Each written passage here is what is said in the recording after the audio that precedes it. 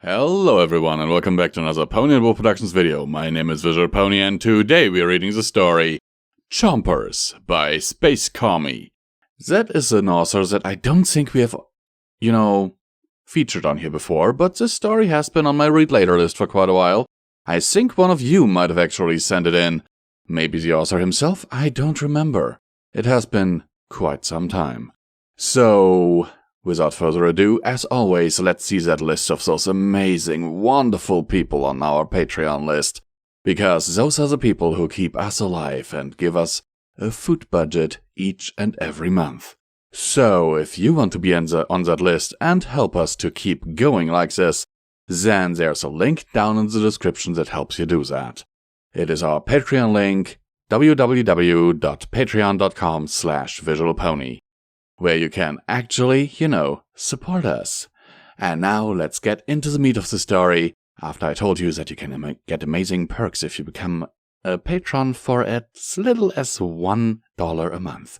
So, without further ado, let's get into the meat of the story, because I know I am annoying you a great deal right now. Pointy metal implements. Apples, Applejack said, her teeth gritted. Have natural teeth cleaning properties. I live on an apple orchard. I work on an apple orchard. I eat all kinds of apples. My chompers should be darn near perfect. So why in the name of all things good and green and grown? She glared up at the fluorescent light, nostrils flaring as they took in the antiseptic stench of the dentist's office. You're there, Doc? Colgate's voice was a bit distant, like she was in another room. Oh, sorry, Applejack. I believe that, but you still have to... I'm a grown man and can make my own decisions regarding my mouth. Colgate didn't say anything for a few seconds. So, why are you here? She walked into the room, face mask and latex gloves giving Applejack just the faintest chill. Applejack mumbled something. What?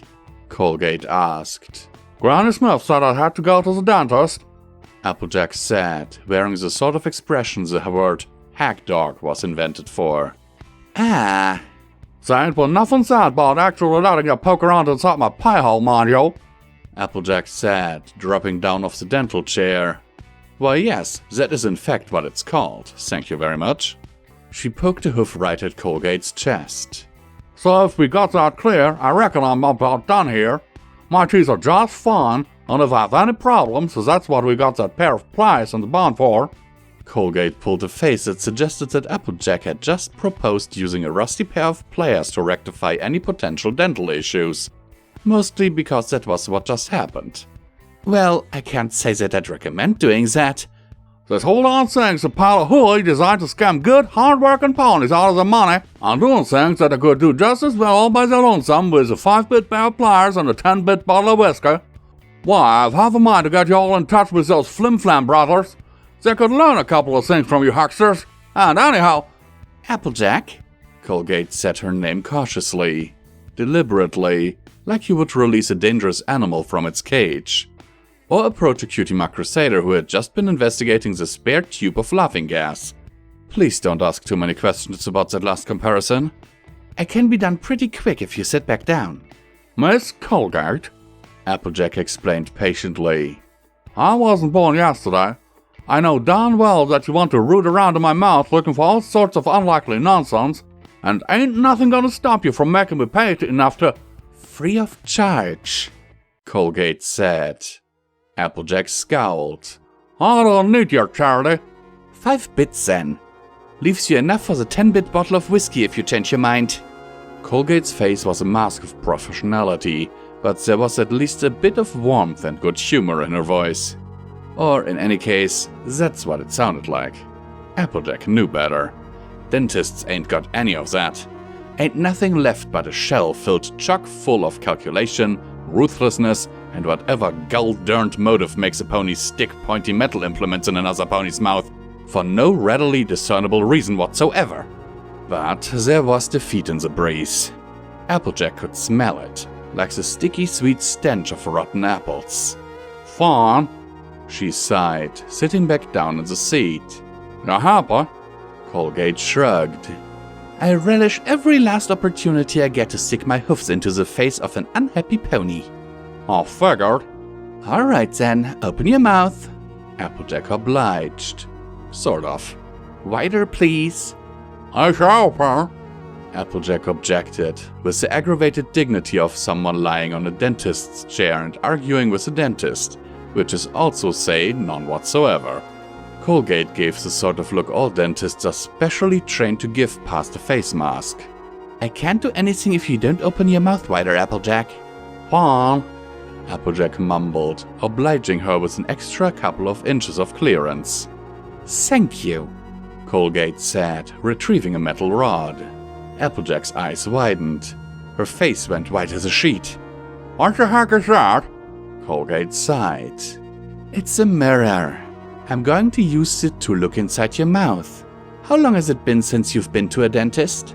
I don't believe I'm up to 0 years, 0 months. I'm in before now. Oh, I reckon it's been nearing up to 7 years now. Okay, well, if you've been keeping good care of your teeth, that shouldn't be a problem. Have you been flossing regularly? I know what is a flosses regularly. Colgate sighed. Okay, open your mouth again. Applejack gave the looks that would have fit equally well on the gallows, and complied. Wider? Applejack rolled her eyes. The metal rod moved towards her face, its shiny contours ripe with menace. And when it was in Applejack's mouth, it had the bitter iron taste of blood. And fear. Mostly fear, to be honest. Colgate hummed. Looks pretty good from what I can tell.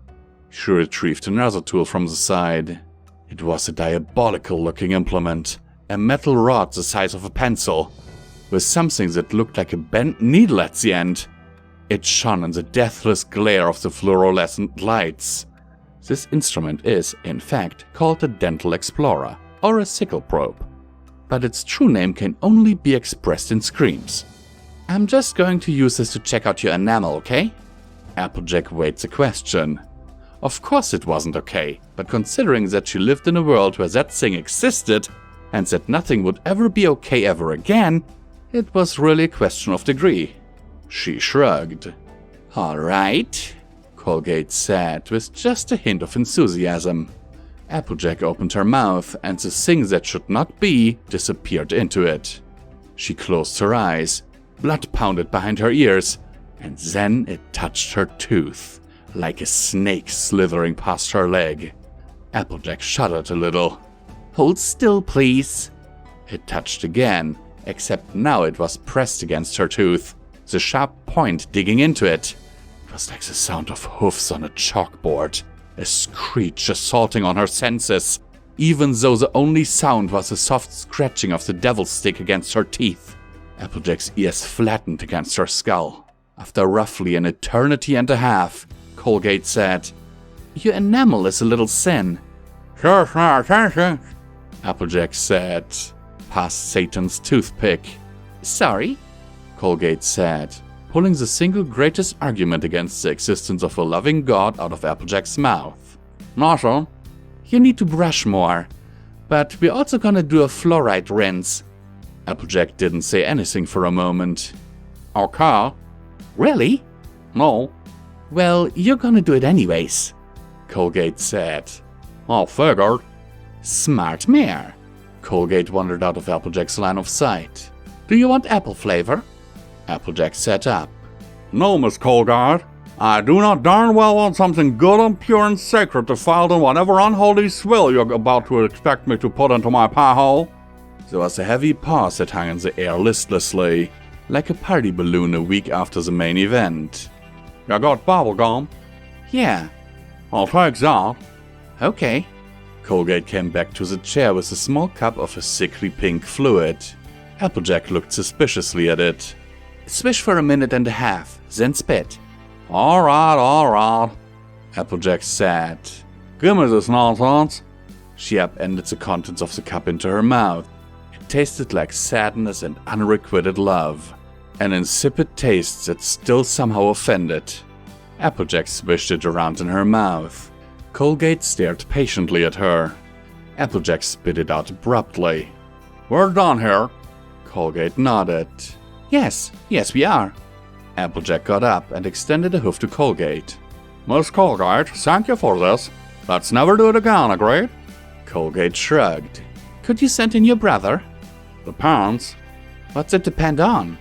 Train to Appaloosa model after, rather. Oh. Yep. Author's note. I claim no responsibility for incorrect terminology or procedure.